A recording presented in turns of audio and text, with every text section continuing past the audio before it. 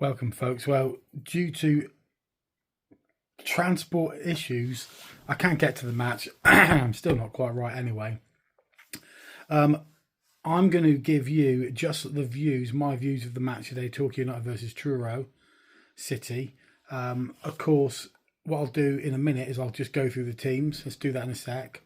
And then I'll give you my thoughts on where I think we are at the moment, what I think of Truro, what I'm predicting for the game. Then I'll give you my thoughts through the game. I won't show you any footage because, of course, that'll be copyrighted.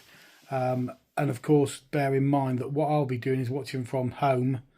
And I'm not a massive fan of watching telly from home because I won't be able to get a feel for the conditions of the wind, the rain, the pitch conditions.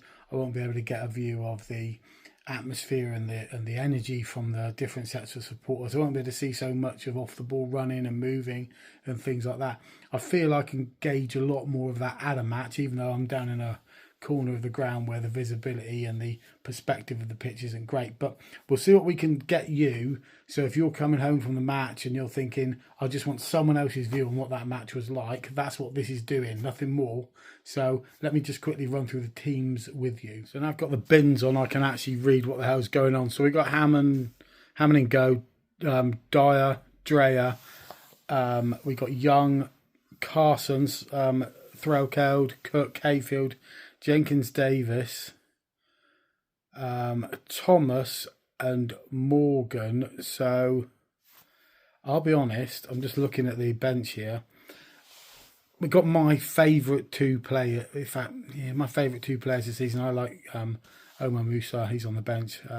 Lurek Asani as well, very fluid kind of player. So those two guys are on the bench. Krask's on the bench.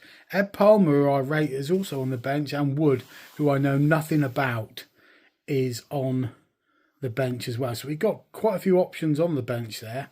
Let me just see if I can get the Truro side up as well, so you can have a look at that. Let's do that right now. Okay, folks, so here's the Truro City side. Got Lavercombe, Dan Lavercombe in Goex goals, of course. Riley Lowe, Harrison, Sanders, Dean, Harvey, Powerful. You can see it all there. Oxlade Chamberlain, Rooney, Cabia, Law. So that's Gareth Law. Lives down the road from me. His son Ryan Law's good lad, isn't he? Love Holmes, Johnson, Fisher, Jones, Neal and Adelsbury. So we know that Truro City are very attacking, score a lot of goals this season. Can United deal with that? I'll give you some updates as we go through the match.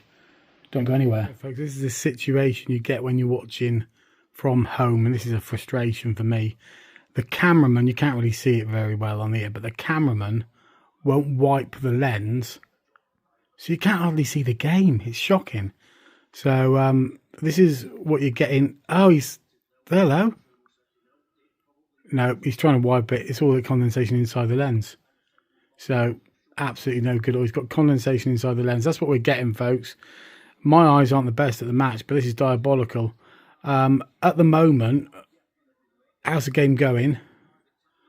Well, United are probably slightly the better side. They've created a few chances. Threlkeld had one chance, and then he could have perhaps had a shot afterwards. Matt Carson's given the ball away a few times. Tyler Harvey's looked reasonably dangerous for Truro, and I think defensively Ryan Law's done pretty well. But United, I would say, are the better side without a doubt. But both teams are pretty well matched. But as you can see here, just for a second, if you can see through this fog, Torquay got a lot more possession and are dominating most of the game. They do look the more likely to score. This is after half an hour. Right, folks, half time. Let me just show you there a screenshot of what it was like watching at home on the telly. Cameraman needs to kick up the ass, really. He's wiped the lens, but the fogging's inside the lens. We can't see anything. Anyway, what we can see is that Torquay United are the better side, having most of the game. Chances for Cody Cook, chances for Oscar Threlkeld. They've just been more on the game than Truro, though Truro do press quite a bit, and there's a few times when United just look a little bit slack on the ball and they get the ball taken off them, so they need to tighten that up. That all being said, James Hammond made a double save on 43 minutes. Really good couple of saves. So Truro aren't without threat. So far so good for United. I'd like to see them go on and win the game. They look strong enough. I think Dylan Morgan is probably the Torquay United player of the first half from what I could see. But I'm looking forward to see Lyric Hassani and Omar Musa in the second half. Don't go anywhere. Right, folks. So 56 minutes gone. I'm watching as I'm commentating. Sam Sanders did have a shot for Truro on about 52 minutes, and Truro came out of the blocks quicker than United. Yellow Army has started cheering a fair bit, and Torquay have now stepped on the gas a bit, brought their play up a level, because Truro put their play up a level and with a better side for 6 or 7 minutes. United have responded. The game is now very much in the balance. Truro got a free kick on 57 minutes dead. Still 0-0. Go nowhere. 65 minutes gone. United win a corner. They take it short. They had a big chance. They had a chance to get the big guys in there. Ed Palmer's on the pitch now. You got Cody Cook in there. They take a short corner. They get robbed. Truro City break. Oscar Threlkel fouls the Truro guy, gets booked. It's just bad thought from United, and on occasion they've been just slow in forward thinking. They've been playing, if they're chess players, they're playing the exact move they got to play, but they're not thinking 2 moves ahead. And this is what Truro are doing. Truro are pressing more. They show more energy, show more imagination. 66 minutes gone. The tide has turned, and Truro are looking more threatening. And I think a lot of it is down to Torquay United's own undoing. So, folks, it's 72 minutes gone.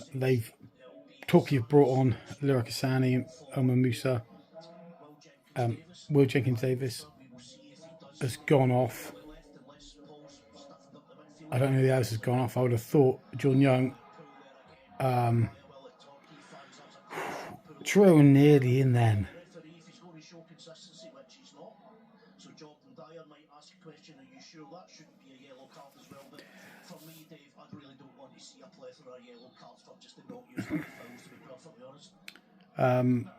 Morgan got Jordan Thomas got booked for United.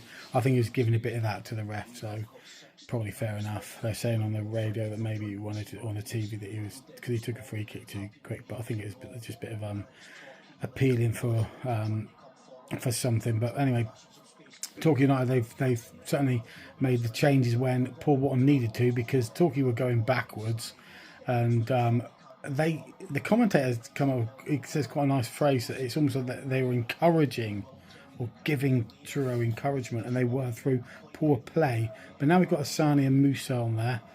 Hopefully that'll pep it up a bit for United. At the minute, 0-0 does look like it's on the cards, but I got a feeling that if United can play well, they can still nick this or nick it. Go on then, sod it. I'm going to show you a bit of the coverage here. I thought Young had overdone this, but I thought he should have played the ball into Musa, and then he just pings it late, and Lavercombe can't get there. So 1-0 to United. Bit naughty showing that, wasn't it? That's payback for the fuzzy screen at half-time. 80 minutes gone. United 1 up. There's only about 7 minutes to go. Jordan Young, a minute ago, got booked for gesturing to the keeper, to the referee, in fact. And then he goes through a player who's trying to shepherd the ball out and gets himself a second booking.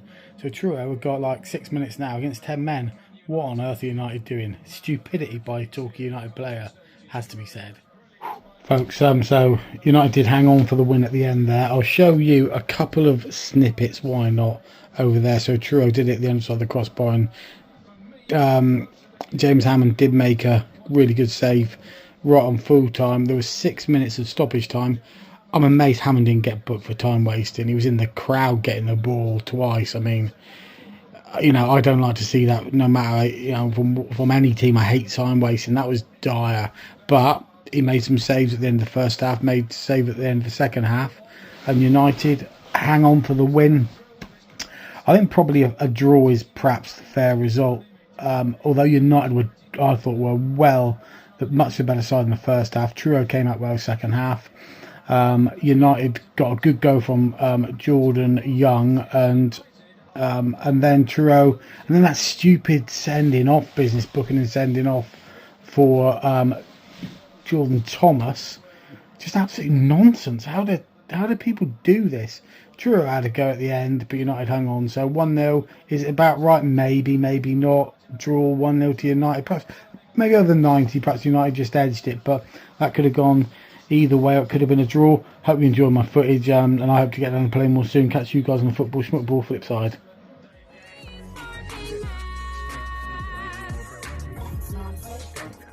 I couldn't have said it better myself.